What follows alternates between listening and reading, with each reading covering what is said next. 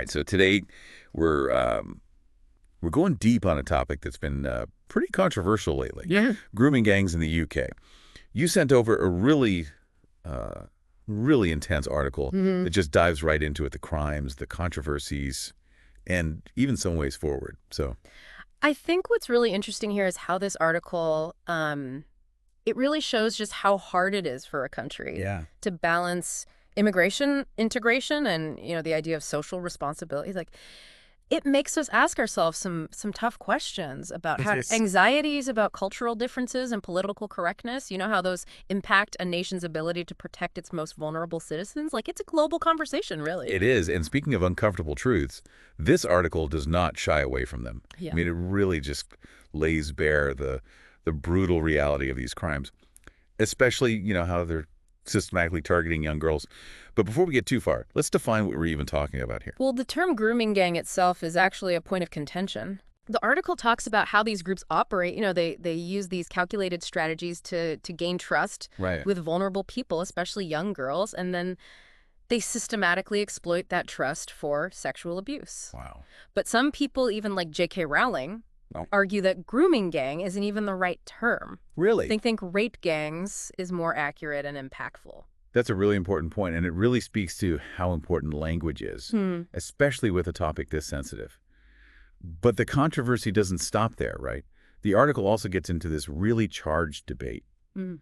about the ethnicity of the people committing these crimes, Hmm. specifically saying that British males of Pakistani origin are overrepresented. Yeah, and this is where things get really, really complicated. Mhm. Because on one hand, you have people who think that focusing on ethnicity at all is just dangerous. They're worried about, Right. fueling racism and Islamophobia, Right. and about unfair generalizations and scapegoating entire community. Of course. But the article also gives us the other side of the argument, that ignoring this specific demographic trend actually stops us from really understanding the issue. Mm, And then we can't develop the right strategies to prevent it. So it's like this balancing act. We have to acknowledge a pattern without resorting to stereotypes. exactly. And this is perfectly shown by Suella Braverman, Oh, yeah. the UK Home Secretary. Right. Her statements about the ethnicity of grooming gang members really set off a huge controversy. People were accusing her of racism left and right. Wow. What's really interesting here is that even though what she said was supported by some evidence, and even though it resonated with some of the public, it was met with just fierce opposition. It really just shows how sensitive this whole issue is. Yeah, it definitely does. Mm. And the article goes on to say that this fear of being seen as prejudiced, that kind of tiptoeing around sensitive topics, it might have actually contributed to a culture of silence around all of this. And it doesn't stop there. The article points fingers at all these different institutions like the media, law enforcement, even civil society organizations, saying that they might have downplayed or even completely ignored the problem just because they didn't want to seem discriminatory. It's hard to believe. What's really disturbing is that there's a lack of official data on the ethnicity of the perpetrators, and this is often blamed on not wanting to fuel racial stereotypes. Oh, wow. That's really chilling. It makes you wonder, how can we actually fix a problem if we don't even have basic information about what it is and how big it is? Is this avoidance, this silence?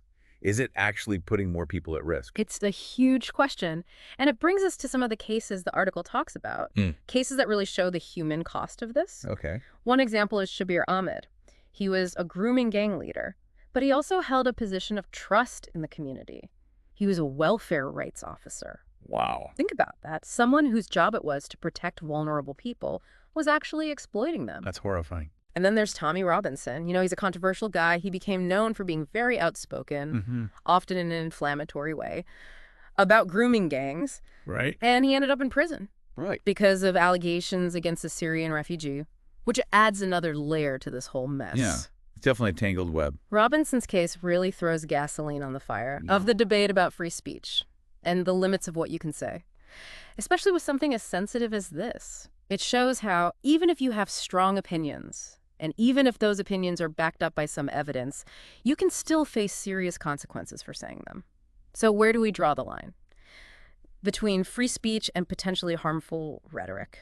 That's a question that every country is struggling with, and it's something we need to keep in mind as we keep exploring this issue. And speaking of global implications, the article even mentions Elon Musk and J.K. Rowling. Both of them have talked about this issue publicly. Right. And that just shows how widespread the concern about grooming gangs has become. It's not just a UK problem anymore. It's starting conversations all over the world about immigration, integration, and how countries need to protect their citizens. And on that note, I think we should pause here. We can pick this back up in part two, and then we can really get into potential solutions and ways forward. That sounds good, but before we go, we want to hear from you. What are your initial reactions to all of this? What surprised you or made you think? Share your thoughts in the comments. And don't forget to like and subscribe for more deep dives into complex and important issues. So welcome back to our deep dive into this really unsettling reality of grooming gangs in the UK. We've talked about how complex this problem is, the controversies around it, and how hard it is to address. Now, let's try to think about some potential solutions. And ways forward, we can't just acknowledge it and expect it to go away. Yeah, absolutely. We need to look at some real, concrete ways to prevent these crimes from happening and to hold the people who are doing this accountable. The article says that one crucial step is to break this culture of silence. That's been letting this issue fester for so long.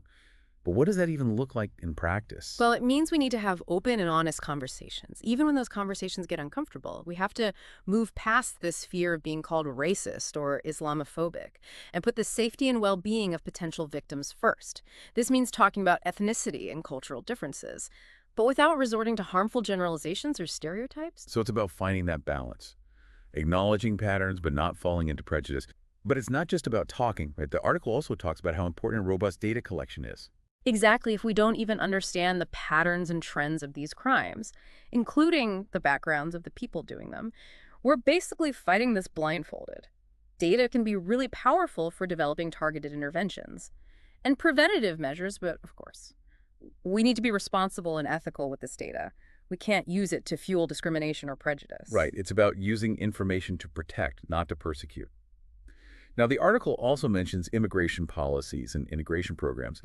As part of addressing this issue, this seems like a really sensitive area, especially with how immigration is such a hot-button topic in a lot of countries right now. It is. It goes back to that idea of welcoming newcomers, but also making sure they understand and respect the laws and values of their new country. Integration isn't just about giving people basic necessities. It's also about fostering a sense of belonging and shared responsibility. So it sounds like we need a multifaceted approach. What about some specific strategies at the community level? Well, the article talks about a few promising ideas. We need to empower communities to speak out against these crimes, to support victims, and to create educational programs that address things like consent-healthy relationships and recognizing the signs of exploitation. Imagine if we could create a culture where these crimes are not only condemned, but actively prevented through education and awareness. That would be amazing. But education might not be enough. What about law enforcement? What role do they play in all of this? Law enforcement needs the resources and the training. To effectively investigate and prosecute these crimes, we need specialized units dedicated to child sexual exploitation and grooming, and sensitivity training to make sure that investigations are done fairly. So they aren't biased or prejudiced. It also takes collaboration, right? Law enforcement, social services, community organizations, they all need to work together seamlessly, sharing information, coordinating their efforts to create a real safety net for vulnerable people. Exactly, and we can't forget about the role of the government in all of this. The article argues that the government has a fundamental responsibility to protect its citizens, especially children and young adults, from this kind of exploitation, so that means giving enough resources, to law enforcement, social services, and prevention programs. It also means holding those in power accountable for what they do, or sometimes for what they don't do. It's about getting justice for victims and making sure that the people who are doing this are brought to justice no matter who they are or what their position is. But this also brings up some bigger questions about the balance between individual rights and the need for security. How do we protect free speech, but also prevent the spread of hateful rhetoric that could lead to violence or discrimination? It's a tough question, and democracies all over the world are trying to figure it out. The article suggests that the first step is open and honest dialogue, even about sensitive topics. We need to create spaces where different viewpoints can be shared and debated, without resorting to censorship or shutting down opposing views. It's about encouraging critical thinking, helping people evaluate information, consider different perspectives, and form their own conclusions based on evidence and reason. That means going beyond those social media echo chambers and having real conversations that can lead to real solutions. Now, as we move into part 3 of this deep dive, we want to challenge you, the listener, to think about a really important question. What role can you play in addressing this complex issue? What can you do in your own community, in your own sphere of influence, to raise awareness, support victims, and advocate for change? And we're back for this final part of our deep dive into grooming gangs in the UK.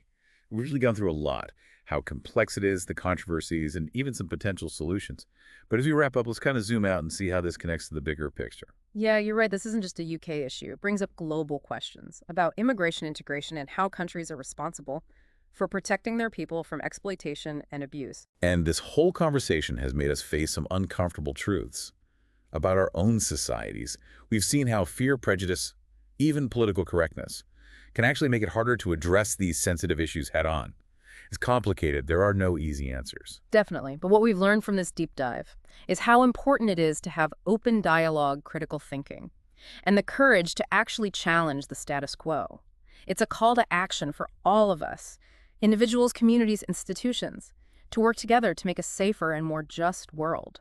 And as we end this episode, we want to leave you with one final thought.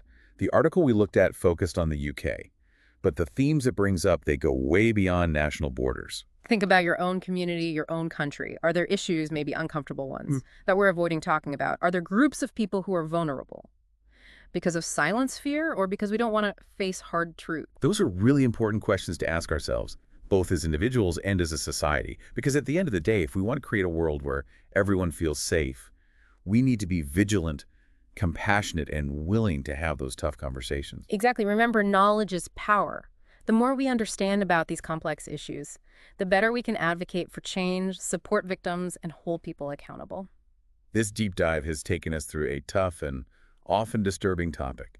But we hope it's also made you think, made you want to talk about it, and most importantly, made you want to do something. So as you go forward, keep exploring these issues, keep having those conversations, and use your voice to fight for a more just and equitable world. And of course, don't forget to like and subscribe for more deep dives into fascinating and thought-provoking topics. Until next time, stay curious, stay informed, and stay engaged.